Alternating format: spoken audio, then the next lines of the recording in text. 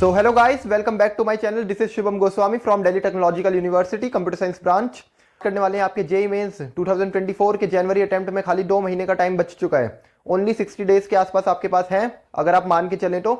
और इस 2 महीने में आपको कौन सी स्ट्रेटेजी फॉलो करनी है, आपको कैसे अपने स्कोर को बूस्ट करना है। अगर आपके 50, 60, 70, 80 मार्क्स पे आप स्ट्रक हो चुके हो मॉक टेस्ट में, तो कैसे आप 99 परसेंटाइल अभी पॉसिबल है लाना या नहीं है, ये पूरी स्ट्रेटेजी की बात करेंगे इस वीडियो में। मेरे साथ लास्ट तक रुकना और इस स्ट्रेटेजी को फॉलो करना, बस देखने के लिए मत देखना।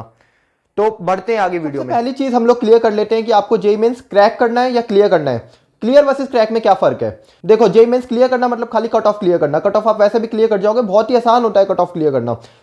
अगर मैं आपको थोड़े से डेटा बता दूं तो जनरल के लिए 90 परसेंटाइल, ओबीसी के लिए 73 परसेंटाइल, ईडब्ल्यूएस के लिए 75 परसेंटाइल और एससी के लिए 57 परसेंटाइल। और तो हमें क्लियर नहीं करना है, आप पहले अपना गोल क्लियर करो और अपने आप को बोलना चालू करो कि मेरे को जेईई मेंस क्लियर नहीं करना, मेरे को जेईई मेंस क्रैक करना है।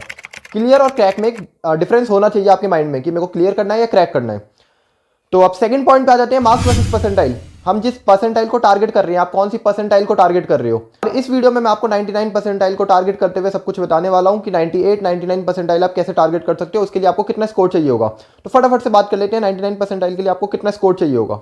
तो अभी आपको कुछ डेटा स्क्रीन पे दिख रहा होगा जिसमें इजी शिफ्ट और हार्ड शिफ्ट के हिसाब से हमने आपको बताया हुआ है, जिसमें आपको 99 परसेंटाइल से लेकर 99.9 परसेंटाइल तक का आपको सारा डेटा इसमें दिख रहा होगा। तो मोटा मोटा अगर मैं आपको बोलूं तो 99 परसेंटाइल के लिए आपको 175 से लेकर 200 नंबर तक लाने हैं। चलते हैं हम अपने नेक्स्ट पॉइंट की तरफ, जो कि है क्या भैया अभी ये पॉसिबल है 2 महीने में, क्या पॉसिबल है 99 परसेंटाइल तक पहुंचना। तो इसका एक सीधा सा मैं आपको जवाब देना चाहता हूं, 3 अल्फाबेट का है, यस। तो यस, इट इज पॉसिबल। मैंने खुद अपने टाइम पे करा है। मैंने जेईई में मेरी फर्स्ट अटेम्प्ट में जितनी परसेंटाइल थी उससे मैंने 30 परसेंटाइल बढ़ाई है अपनी खाली 1 महीने के गैप पे। बिल्कुल पॉसिबल है यार। और ये फर्स्ट अटेम्प्ट को ही अपना लास्ट अटेम्प्ट मान के आपको तैयारी करनी है। फर्स्ट अटेम्प्ट के बाद आपको ये नहीं सोचना कि ये फर्स्ट अटेम्प्ट है, इसको मैं ट्राई के उस पर दे देता हूँ, सेकंड अटेम्प्ट पे फोकस करूंगा, नहीं। क्योंकि सेकंड अटेम्प्ट पे बहुत ज्यादा कॉम्पिटिशन बढ़ जाने वाला है। जितने मार्क्स पे आपको अभी इस बार परसेंटाइल देखने को मिल जाएगी आपको, और वही परसेंटाइल के लिए आपको सेकंड अटेम्प्ट में बहुत ज्यादा नंबर लाने पड़ेंगे। तो आप कोई अपना मेन और लास्ट अटेम्प्ट मान के तैयारी करो और फर्स्ट अटेम्प्ट में ही मैक्सिमम स्कोर करने की कोशिश करो। क्योंकि फर्स्ट अटेम्प्ट में बच्चे अभी बहुत ज्यादा कंफ्यूज होते हैं, उनको बोर्ड्स पे भी अभी फोकस करना है बहुत ज्यादा। काफी सारे बच्चों के लिए जेईई बिल्कुल नया पैटर्न होता है। काफी सारे बच्चे बोर्ड्स अटेम्प्ट आपके लिए गोल्डन अपॉर्चुनिटी है, आप इसमें मैक्सिमम स्कोर करके अच्छी से अच्छी परसेंटाइल ला सकते हो। स्ट्रेटेजी पे आ जाते हैं। तो स्ट्रेटेजी बहुत ही सिंपल है, द लेस इज मोर। आप कम करो मगर इफेक्टिव करो। आप ये नहीं कि पूरा आपने सिलेबस कवर कर लिया और वहां जाके आपके एक चैप्टर के भी क्वेश्चन नहीं बन रहे। जो जितना आप सिलेबस करके जा रहे हो, लेट इट बी 70%, 80%, वो ऐसा करके जाओ कि उससे आपके एक क्वेश्चन ना छूट पाए। बाकी का जो 20% सिलेबस है यार, हम नहीं करेंगे, वो क्वेश्चन हम देखेंगे ही नहीं। तो आपको क्या करना है, आपको सबसे पहले अपनी प्रायोरिटी लिस्ट बनानी है। सबसे पहले प्रायोरिटी लिस्ट देखो कैसे बनती है। बहुत सारे आपको यूट्यूबर्स बोलते होंगे कि आप अपने जो मेन टॉपिक्स है, इंपॉर्टेंट टॉपिक्स है, उसको लिखो जो जेईई में ज्यादा बार रिपीटेड है, वो लिखने चाहिए। बट आपको जो मैं कहता हूँ, सबसे पहले अपने फेवरेट टॉपिक की लिस्ट बनाओ। जैसे मेरा मैकेनिक्स फेवरेट था, तो आपका मैकेनिक्स की जगह आपका ऑर्गेनिक केमिस्ट्री, इनऑर्गेनिक केमिस्ट्री में जो चीज़ हर सब्जेक्ट वाइज जो आपके फेवरेट टॉपिक्स हैं उनकी लिस्ट बनाओ। उसके नीचे लिखो, पहले वो आपके फेवरेट टॉपिक्स हो गए, उसके नीचे आपके होंगे जो रिपीटेड टॉपिक्स है, जो मेन इंपॉर्टेंट टॉपिक्स है, जैसे मॉडर्न फिजिक्स हो गया, जिससे क्वेश्चन आने ही है और बहुत ईजी आने हैं, ठीक है, जिसको आप थोड़ा सा फोकस दोगे और वैसे हो जाएंगे। तो आपको क्या करना है, लिस्ट बनानी है एक तो आपके फेवरेट टॉपिक्स की। उसके बाद आपको बनाना है, देखो फर्स्ट लिस्ट हो गई आपकी फेवरेट टॉपिक की। सेकंड चीज हो गई लेस मेहनत मोर मार्क्स। ऐसे करके आप टारगेट डालो, उसके नीचे लिस्ट बनाओ। जैसे मॉडर्न फिजिक्स हो गया आपका, ईएम वेव्स हो गया, एसी हो गया, ईएमआई हो गया, इनऑर्गेनिक केमिस्ट्री, बायो हो गया। तो ऐसे छोटे छोटे चैप्टर जिसमें आप कम मेहनत डाल के अच्छा आउटपुट निकाल सकते हो। उसके बाद डालो मोर मेहनत मोर आउटपुट, ठीक है। जैसे उसमें इलेक्ट्रोस्टैट हो गया, करंट इलेक्ट्रिसिटी हो गया, ऑर्गेनिक केमिस्ट्री हो गया। और इनऑर्गेनिक केमिस्ट्री से अगर जिसको भी डर लगता है, उसके ऊपर एक नेक्स्ट वीडियो आने वाली है, चैनल को सब्सक्राइब करके रख लो, ठीक है। अगली वीडियो इनऑर्गेनिक केमिस्ट्री पे पूरी डेडिकेटेड होने वाली है कि इनऑर्गेनिक केमिस्ट्री को कैसे हम बिल्कुल अपना मजबूत करें। और मैंने अपने टाइम पे इनऑर्गेनिक केमिस्ट्री को कैसे पढ़ा था कि मेरे इनऑर्गेनिक केमिस्ट्री में जेईई मेंस में फुल नंबर आए थे, सारे क्वेश्चंस करे थे, even in JEE advance also, ठीक है। तो ये आपको स्ट्रेटेजी समझ आ गई। सबसे पहले आपको एक लिस्ट बनानी है महीने, उसमें से एक महीना आपको फर्स्ट जो मंथ है आपका नवंबर और लेके दिसंबर तक का, वो आपको देना है पूरा का पूरा रिवीजन में। आपके जितना भी सिलेबस हुआ है वो आपको खाली रिवाइज करना है।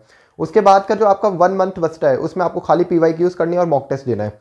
जो लास्ट का महीना है आपके जेईई मेंस से 1 महीना पहले का, उसमें आपको कोई भी थ्योरी दोबारा नहीं पढ़नी। इनऑर्गेनिक केमिस्ट्री आपको रोज पढ़नी है, वो आप मैं कहूँगा आपको सुबह सुबह पढ़ना है।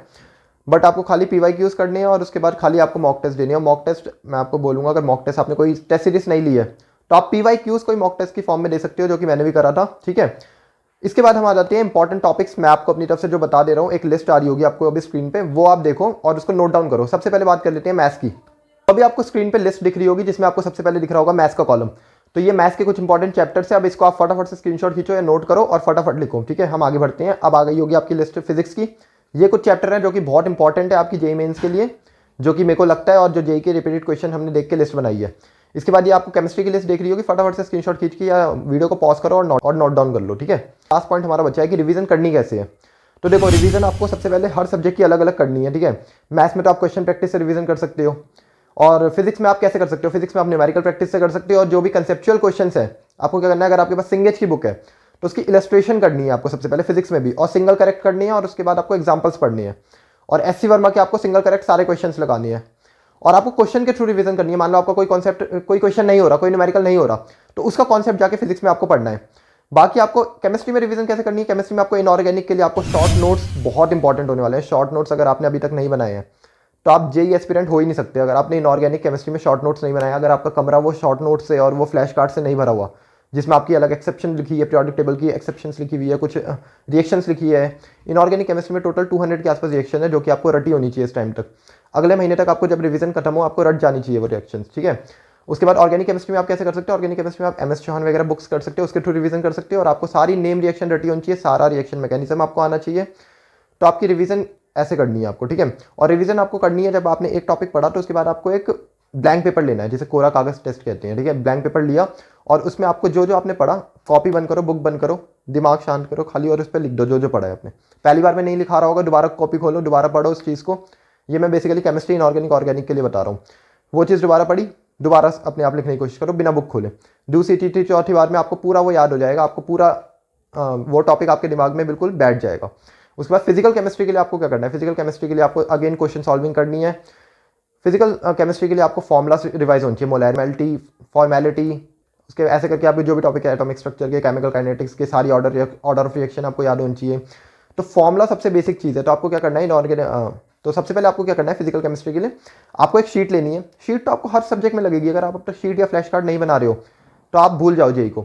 आपको एक शीट लेनी है, उस पर सारे फॉर्मुलास लिखना है, और वो फॉर्मुलास लिख के अपने आगे जहाँ पे आप पढ़ते हो वहाँ लगा देना है। सारी order of reaction, kinetic order of reaction, equilibrium के फॉर्मूले हो गए, आयनिक इक्विलिब्रियम हो गया, सब कुछ आपको सामने लगा देना है। आपको रोज उठ के फिजिकल केमिस्ट्री और इनऑर्गेनिक केमिस्ट्री, सब इनऑर्गेनिक केमिस्ट्री कहते हैं, मगर मैं आपको कहूँगा फिजिकल केमिस्ट्री भी आपको रोज रिवाइज करनी है, नहीं तो आप फॉर्मुलेस भूल जाओगे उसके। तो ये थी आज की वीडियो, स्ट्रेटेजी वीडियो। अगर आपने इसको सही से नोट डाउन करा है, पेन कॉपी लेके बैठे हो, तो आपको बहुत हेल्प होने वाली है। और नेक्स्ट वीडियो के लिए चैनल को सब्सक्राइब करके बेल आइकन ऑन कर लो, क्योंकि नेक्स्ट वीडियो पूरी की पूरी इनऑर्गेनिक केमिस्ट्री पे आने वाली है। मेरे हैंड रिटन नोट्स आपको प्रोवाइड होंगे, और जो भी डाउट्स है आप कमेंट सेक्शन में लिख सकते हो।